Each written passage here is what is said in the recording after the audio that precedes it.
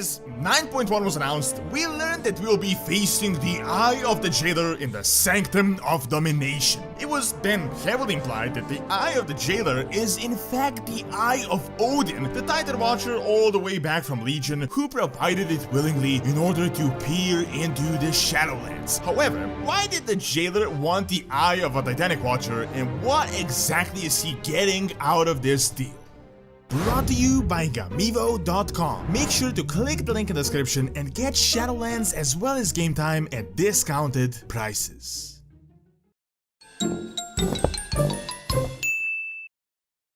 Odin was one of the Titan Watchers of Azeroth that the Titans themselves created to defeat the old gods. In fact, Odin was the main Titanic Watcher, the Prime Destinate, and the leader of the Titan Forged. As the planet was ordered, Odin liked to disguise himself and to mingle with the various Titan Forged races, and over time, the Vrykul really grew on him, and he saw them as the perfect protectors of the planet that should be raised higher than where they are now. At the same time, dragons happened, and this entire thing with Galakrond, and they proved to be incredibly potent, and all the other Titanic Watchers decided to grant him the honor to become the Dragon Aspect's empowered guardians of Azeroth.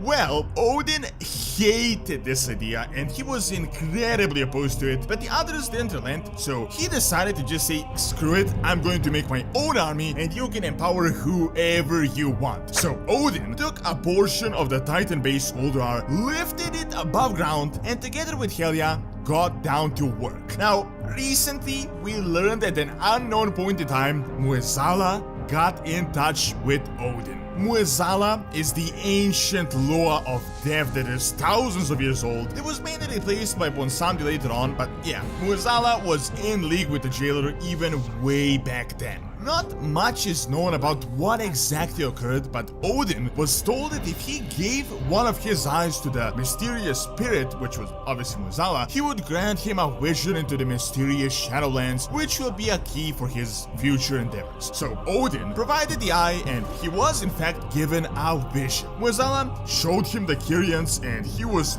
mind blown by it. Odin got hyped up to make a mini bastion for himself on Azeroth, using his favorite race, the Vrykul, and he got to work. Odin wanted fallen Vrykul warriors that had proven themselves, but he would deny them access to the Shadowlands, and instead he would take them on. However, for this, he needed the Kyrians that would carry them, which he obviously didn't have, so he decided to just create them. He created the Valkyr from the Titan Forge in the image of the Kyrian, the most notable of them being Helia. Pretty much to sheer force, he just killed them and forced them to become the Valkyr. This, of course, did work, and he built the halls of Valor, but over time, Helia's resentment grew, and she sealed him and the Valerian away, and instead created her own realm, Helheim. Now, as we access the Shadowlands, we learned that Helia is in fact working with the Jailer and is one of his closest allies. Now, this turn of events really raises a lot of questions. First of all, why does the Jailer want the eye of a Titanic Watcher? Second, was Odin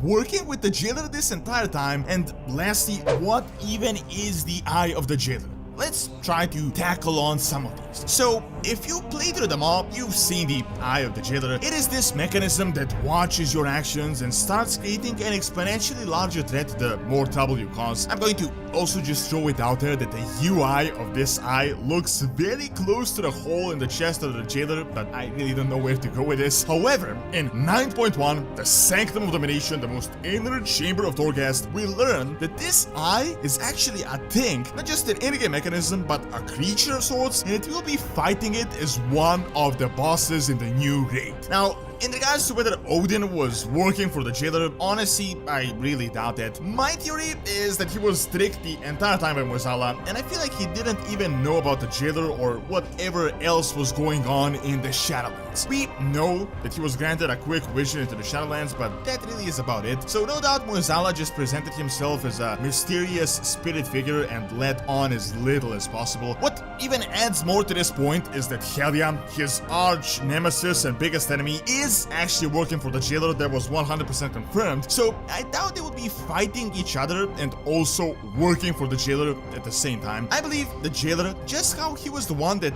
ultimately indirectly raised Sylvanas and then got her to work for him, he did the same thing for Helia. He caused the Eye of Odin thing and Helia being turned into a Valkyr, and then he kinda came in as a savior and played on her resentment and got her to work for him on Azeroth. So no, I wouldn't say that Odin knew about any of this, and I feel like he was just being driven for the ride. However, the most important question and the hardest one to answer is, why did the Jailer want the Eye of a Titanic Watcher, and not just any, but the most important one on all of Azeroth? This, of course, brings us to the mystery that is currently the first ones, and who they are exactly, and who are even the Eternal ones, and is the Jailer one of them or someone entirely different. To not get into too much speculation, my thought is that he decided to get Odin because he already had Mueh'Zala on Azeroth. As you might already know from the Chronicle, the Titans are some of the most powerful, if not the most powerful beings in the entire universe, and they created Odin, infusing him directly with quite a bit of power. So